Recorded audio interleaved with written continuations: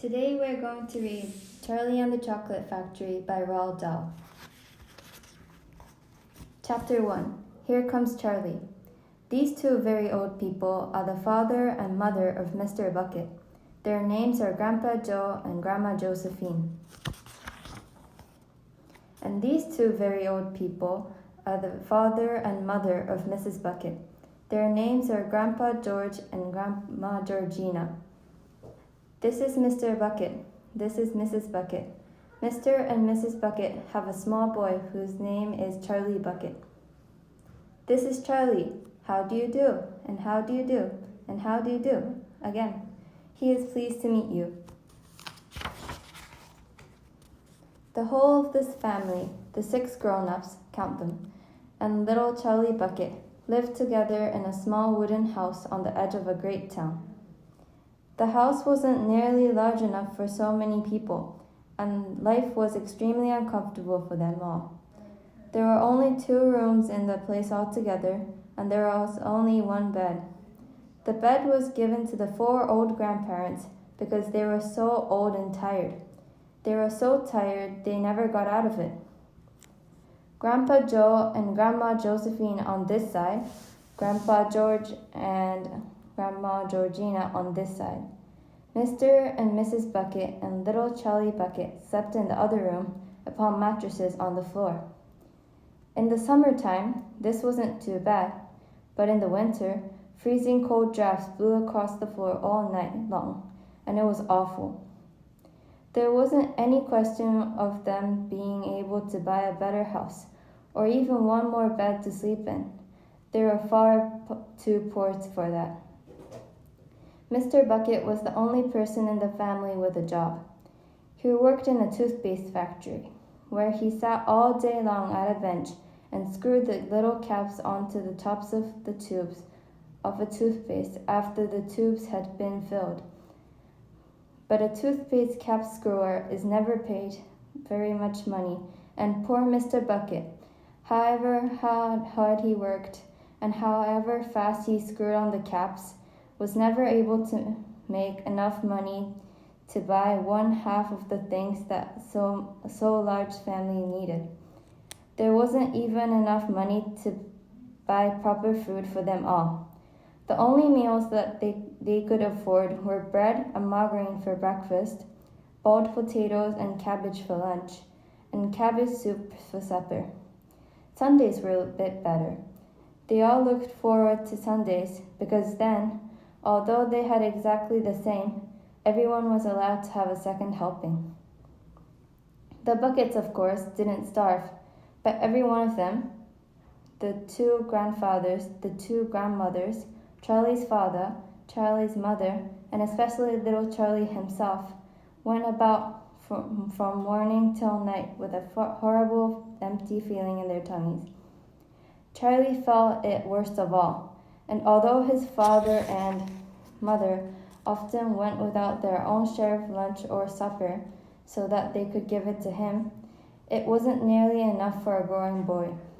He desperately wanted something more filling and satisfying than cabbage and cabbage soup. The one thing he longed for more than anything else was chocolate. Walking to school in the mornings, Charlie could see great slabs of chocolate piled up high in the shop windows, and he would stop and stare and press his nose against the glass, his mouth watering like mad. Many times a day, he would see other children taking creamy candy bars out of their pockets and munching them greedily, and that, of course, was pure torture.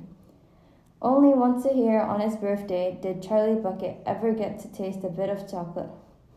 The whole family saved up their money for that special occasion, and when the great day arrived, Charlie always presented with one small chocolate bar to eat by himself. And maybe reread the line.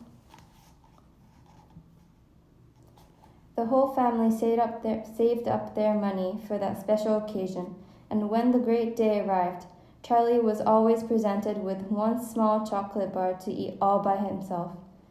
And each time he received it, on those marvelous birthday mornings, He would place it carefully in a small wooden box that he owned and treasure it as though it were a bar of solid gold.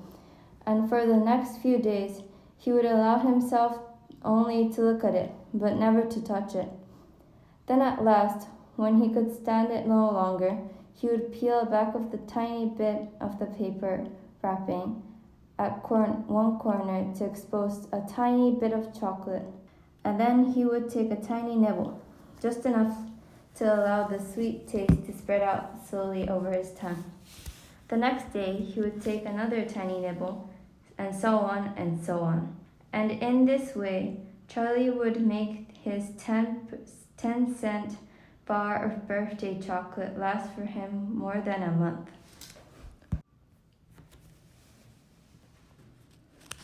But I haven't yet told you about the one awful thing that tortured little Charlie, the lover of chocolate, more than anything else.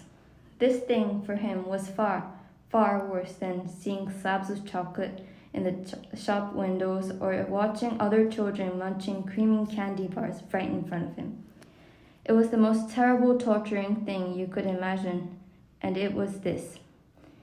In the town itself, actually within the sight of the house in which Charlie lived, there was an enormous chocolate factory. Just imagine that. And it wasn't simply an ordinary enormous chocolate factory either. It was the largest and most famous in the world. It was the Wonka factory. It was Wonka's factory, owned by a man called Mr. Willy Wonka, the great inventor and maker of chocolates that there has ever been. And what a tremendous, marvelous place it was. It had huge iron gates leading into it, and a high wall surrounding it, and smoke belching from its chimneys, and strange whistling sounds coming from deep inside it. And outside the walls, for half a mile around in every direction, the air was scented with the heavy, rich smell of melting chocolate. Twice a day, on his way to and from school, little Charlie Bucket had to walk right past the gates of the factory. And every time he went by, he would begin to walk very, very slowly, and he would hold his nose against the air and take long, deep sniffs of the gorgeous chocolatey smell around him. Oh, how he loved that smell.